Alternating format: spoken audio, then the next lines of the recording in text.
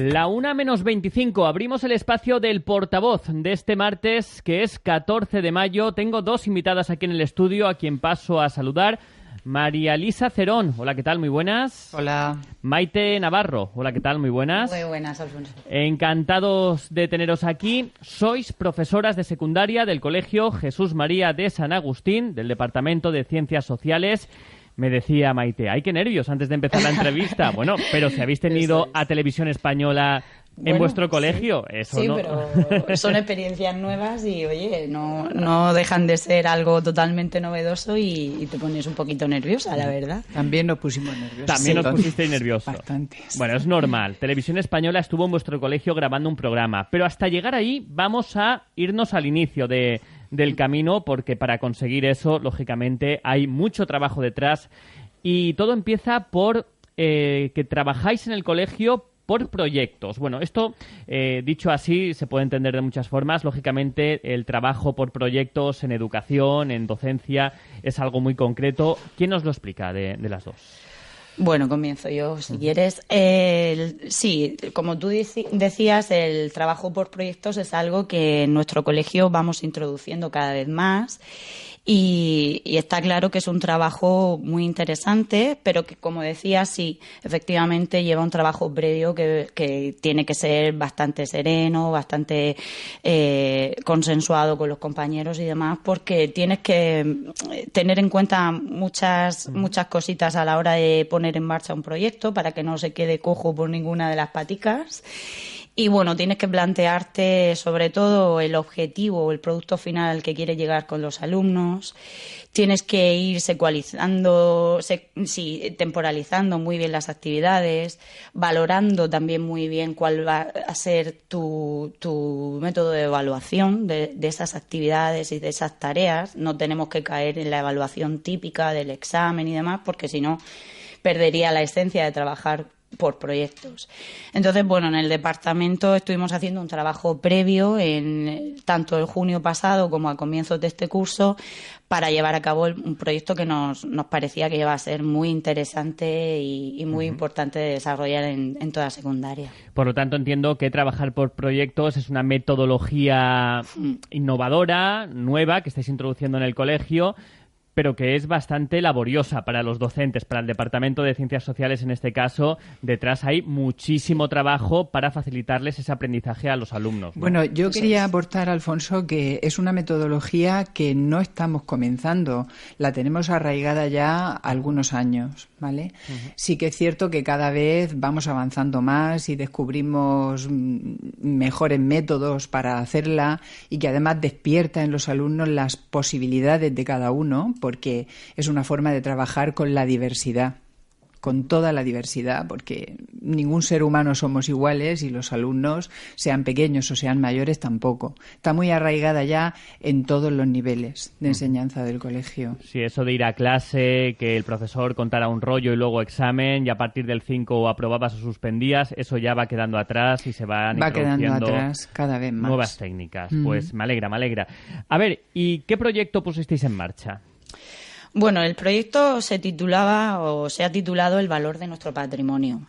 El patrimonio era un aspecto que a nosotros como Departamento de Ciencias Sociales, tanto a Marieli como a Nacho Gironés, que es el otro profesor, y yo, durante años atrás veíamos siempre que era algo que teníamos pendiente de trabajar. No sabíamos muy bien qué forma, de qué manera, pero era algo que sabíamos que queríamos trabajar con nuestros alumnos. De modo que ya en junio pasado empezamos a darle un poquito de forma. En septiembre lo retomamos y ya, bueno, establecimos un reparto, para así entendernos, de tareas desde primero hasta cuarto de la ESO, para que cada nivel trabajara un aspecto diferente del patrimonio. De modo que al finalizar el proyecto, nuestros alumnos, independientemente del curso en el que estuviesen, tuviesen claro o hubiesen aprendido qué es, en qué consiste el patrimonio, qué tipos de patrimonio, en qué diferentes aspectos se puede materializar o concretar cuando hablamos de patrimonio, y sobre todo que aprendieran el valor de nuestro patrimonio, que nos es quizá más cercano y que muchas veces a lo mejor no le damos tanta importancia. Y así fuimos haciendo. Cada curso se dedicó a trabajar un aspecto diferente, desde primero hasta cuarto. De modo que en tercero de la ESO, que es donde Mariel y yo impartimos geografía, bueno, las actividades que programamos fue trabajar el patrimonio natural de la Comunidad Valenciana y el conocimiento de la judería de Orihuela.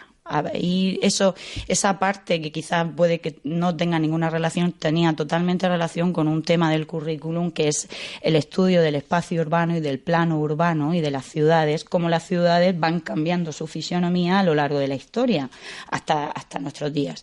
Y evidentemente el caso de Orihuela es así, es una ciudad que ha ido incorporando usos y elementos diferentes conforme ha ido evolucionando en la historia o ha ido transcurriendo la historia.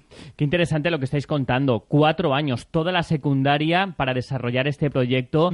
Previamente lo habéis preparado para que curso a curso se estudien ámbitos diferentes. Claro, aquí estamos hablando desde el patrimonio natural, ¿no? Desde el medio natural en la Comunidad Valenciana hasta algo tan concreto como la ciudad de Orihuela, ¿no? Estamos hablando de un amplio objetivo, ¿no? Para que los chavales aprendan. Sí, porque fíjate que todos los barrios de Orihuela no son conocidos, pero precisamente aquellos que están un poco más deteriorados o que son zonas deprimidas de la ciudad, a lo mejor no nos son tan conocidos. Entonces, nos programamos esta actividad, este proyecto, porque teníamos información de él y porque además habíamos descubierto que había muchos divulgadores de la cultura oriolana y de la historia que se habían preocupado por ello. Y realmente nuestros alumnos se sorprendieron cuando les dimos a conocer que aquello era la antigua judería de Orihuela y bueno, y la serie de acontecimientos que sucedieron allí. A ver, es un proyecto que está hecho con toda la humildad del mundo para alumnos de 14 años y todo lo que hemos empleado en el proyecto ha estado programado no para hacer una cosa a nivel científico, sino para que ellos pudiesen alcanzar esos objetivos. Son alumnos de tercero de la ESO, concretamente este proyecto Judería. Dentro de ese amplio proyecto, concretando en tercero de la ESO, fue el proyecto Judería. Y decíais que os habéis encontrado con muchos divulgadores, algunos de ellos colaboradores de esta casa, ¿no? Efectivamente. Bueno, hemos encontrado una fuente inagotable de información y además muy bien estructurada en el programa de Antonio Mazón, al que luego él en su blog Callejeando pone imágenes del programa, porque la secuenciación de lo que hicimos históricamente, claro, parte sobre todo del estudio de las fuentes, unas fuentes que son adaptadas a la edad de ellos. Por eso ni están todas las que son, ni son precisamente a lo mejor las más interesantes, sino aquellas que mejor se adaptan a la forma de estudiar de un alumno de 14 años. De manera que hay fuentes primarias y hay fuentes secundarias. Una de las fuentes que utilizamos es precisamente el programa de Antonio. Primero les refrescamos la memoria de lo que habían estudiado en segundo de ESO sobre la historia judía de España.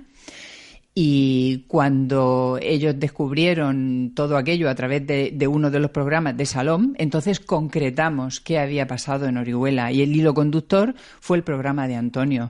Hemos utilizado también a otros divulgadores de la cultura de Orihuela, pues como puede ser Julia Valoria, que vino al colegio y nos compartió con nosotros sus conocimientos en una charla taller sobre la influencia de la gastronomía hebrea en la cocina actual de la Vega Baja. Fue muy interesante y además, bueno, pues ese día comimos torrijas, comimos letuario de membrillo que ella nos aportó y que es una de las cosas que nos dejaron los judíos. Efectivamente, que nos dejaron los judíos. Hemos contado también con Juan Ignacio Caballero, que ha compartido con nosotros pues un descubrimiento sobre una caricatura judía en el archivo de Orihuela. Hemos contado también con los dibujos de Pepe Sarabia, puesto que de la judería de Orihuela arqueológicamente no tenemos nada. Ahora comentaré un poquito eso. Él ha hecho una idealización que ha compartido con nosotros también, que está hecha, bueno, pues mirando otras juderías, situándose en el espacio en la nuestra, mirando fuentes también. Y hemos estudiado el único resto arqueológico que queda, que es una lápida de Orihuela, que está en el Museo Arqueológico.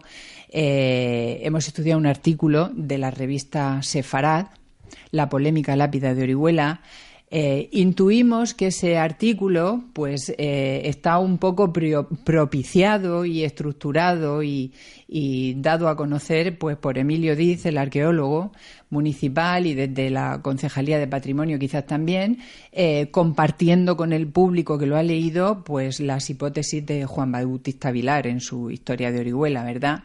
Ha sido muy interesante para los alumnos. Y luego hemos utilizado fuentes históricas, pues de las que muchos historiadores beben también, pero ha sido muy interesante toda la parte de descubrimiento de las historias personales de los judíos que vivían en la judería de Orihuela. Vamos, que los alumnos del Colegio Jesús María de San Agustín se han hecho unos auténticos expertos en la época que estuvieron aquí los judíos en Orihuela. ¿Y cómo es eso de que Televisión Española se entera de esto que estáis haciendo y se pone en contacto con vosotros? Bueno, ahí Julia Valoria creo que tuvo poco la culpa. Marilio lo explica muy bien. Sí, a ver, en Orihuela ya se había organizado un encuentro de alguna manera judeocristiano propiciado por personas personas del entorno de toda la comunidad judía española, ¿verdad? Y a través de ella, que conocía a otras personas, y de Cristina Ortiz, nos pusieron en contacto con el programa porque el programa pertenece a la Comunidad de Juderías de España, ¿vale? Este programa, que pertenece a la Comunidad de Juderías de España, está muy preocupado por hacer lazos con la cultura española y porque se les dé a conocer y se dé a conocer su historia. Cualquier cosa que se hace les parece muy interesante, la cogen con muchísimo agrado y son encantadores, de verdad. Y bueno, pues les mandamos el borrador. Una vez que nos pusieron en contacto con ellos, nos contestaron diciendo que les parecía muy interesante que un colegio español se hiciera eco de lo que había pasado, de la historia, de su propia historia, que es también nuestra historia, porque llevamos sus apellidos, llevamos sus genes, hemos heredado sus costumbres y bueno, ahí empezamos a relacionarnos con el programa Salom y vinieron y lo grabaron. Qué interesante. Todavía no sabemos la fecha exacta, pero vamos, quedará poco para que se emita. Sí, ya lo diremos cuando sepamos que se va a emitir, lo diremos. ¿Sabéis qué pasa? Que ahora me habéis dejado con la miel en la boca, en los labios, porque yo ahora quiero saber más sobre los judíos en Orihuela. ¿Qué me recomendáis? ¿Hay alguna forma de acceder a vuestro trabajo o simplemente me decís, pues Alfonso, bebe de esta fuente o pregúntale a esta persona? Porque de verdad me he quedado con ganas ahora. Bueno, a ver, ya digo que nosotros hemos bebido de las fuentes históricas y hemos bebido también de estas fuentes que nos aportan los divulgadores, como pueden ser Antonio, Pepe o Julia o Juan Ignacio, el propio arqueólogo de Orihuela, Emilio. Pero sí, bueno, las fuentes históricas, el Mosén Pere Bellot habla de ello. Se plantea, porque fíjate, ocurre una cosa, no tenemos ningún resto arqueológico, esta lápida es la única que está, ¿vale?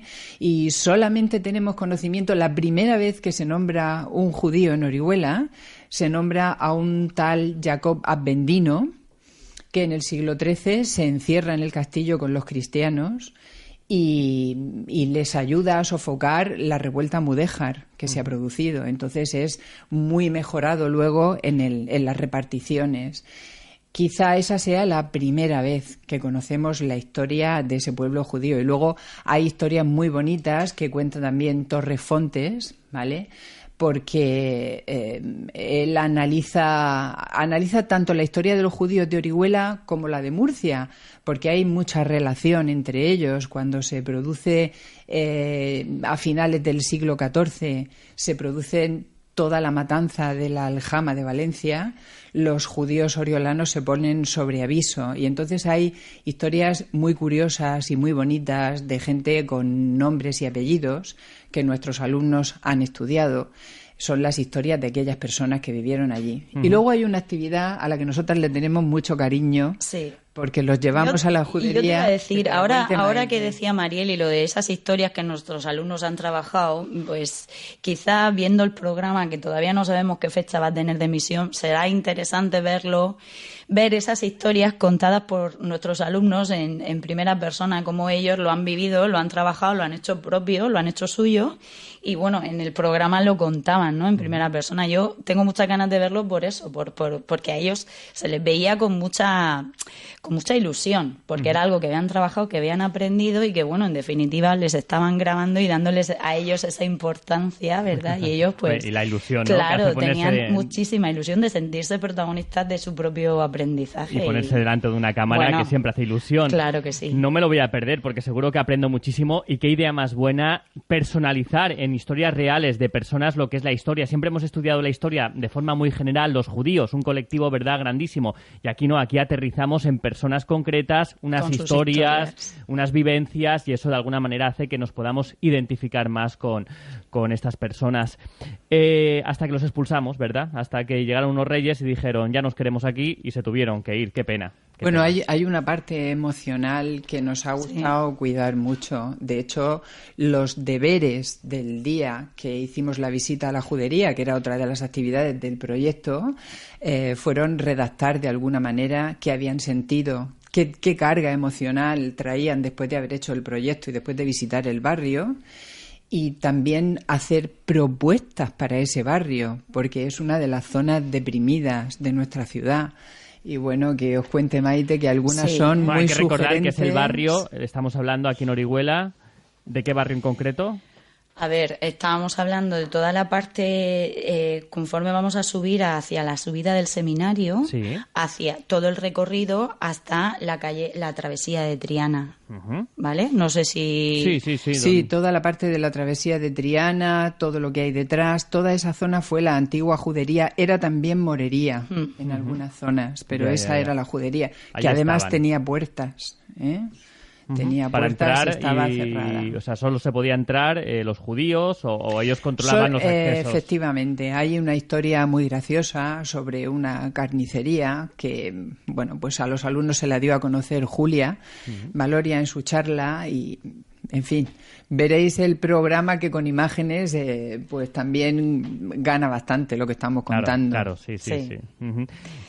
Y nada, pues lo que decía Mariel y los alumnos, una vez que habían visitado esa zona, una vez que la habían conocido y habían comentado qué emociones les había dado o habían sentido una vez que estaban visitando, también les proponíamos a ellos qué ideas se les ocurría para mejorar, para difundir, ¿no?, ese barrio, para darlo a conocer. Y bueno, salían ideas muy, muy bonitas, desde establecer establecimientos de ocio, de bares, de restaurantes, tiendas artesanales, y sobre todo decían muchos que no entendían cómo era posible que en Orihuela no estuviese delimitada esa zona, que no hubiese una placa o, bueno, algún tipo de señalización que dijera aquí está la antigua judería de Orihuela.